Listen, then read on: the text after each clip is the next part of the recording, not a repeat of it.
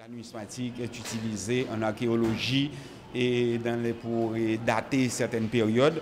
Mais cependant, le collectionneur généralement n'attache pas beaucoup d'importance à cet aspect historique. Mais cependant, il y a le côté scientifique et puis il y a le côté numismatique, collection. C'est un besoin qui, de mon point de vue, existe puisque beaucoup de collectionneurs et de manière générale, les gens qui désirent connaître l'histoire de la monnaie haïtienne, pourquoi il s'agit de gouttes, pourquoi il s'agit d'une pièce de centime, pourquoi on a connu les escalins. Donc les informations ne sont pas disponibles en un seul point. Donc pour avoir une information sur une monnaie haïtienne, il faut parcourir beaucoup de livres, traverser beaucoup de bibliothèques. Et souvent, les informations sont erronées parce que ce sont surtout des étrangers qui traitent de la question de manière générale. Donc j'ai pensé, moi, en tant que collectionneur, ça fait des années que je collectionne, qu'il y avait une nécessité sur le marché de mettre disponible pour les collectionneurs, les jeunes, même des gens qui collectionnent déjà, des informations et un livre qui rassemble tout le monnayage haïtien depuis 1802 jusqu'à monnaie. Je ne parle pas monnaie dans le sens économique ou dans le sens financier.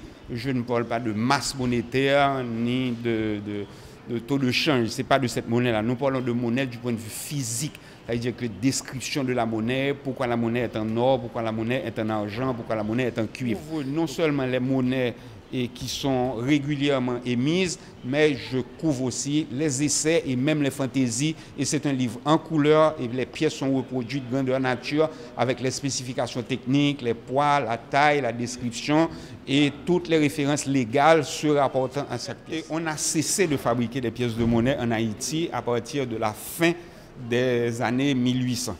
Bon, et pour différentes raisons, question de faux et de la qualité de la pièce. Parce que n'oubliez pas, pour fabriquer une monnaie, ça demande des ressources et matérielles. Ça veut dire qu'il faut le métal, il faut se procurer le métal, c'est la première chose, et trouver les graveurs. C'est un processus extrêmement complexe, tout au moins au début. Donc, pour diverses raisons, on a décidé qu'à partir de la fin des années 1800 de faire fabriquer les monnaies à l'étranger. Cependant, le prix de fabrication de la monnaie est lié d'abord au travail de l'artiste, du graveur, mais aussi du métal. Ça dépend de quel métal on utilise qui va déterminer le coût de revient de la pièce. Mais cependant, une pièce de monnaie, c'est un objet qui dure. Si vous prenez les pièces que sûrement vous avez connues et très jeunes, les pièces de Tonton Nord, ce sont des pièces qui sont restées en circulation pendant 100 ans. Donc c'est difficile à dire par rapport au coût de fabrication. Il faut voir maintenant à long terme quelle est l'utilisation qui est faite de la pièce de monnaie. Les adoquins, il y en a qui sont très abîmés, d'accord, mais ce sont des pièces qui sont la première pièce des années 80, je crois que c'est 85 ou 86.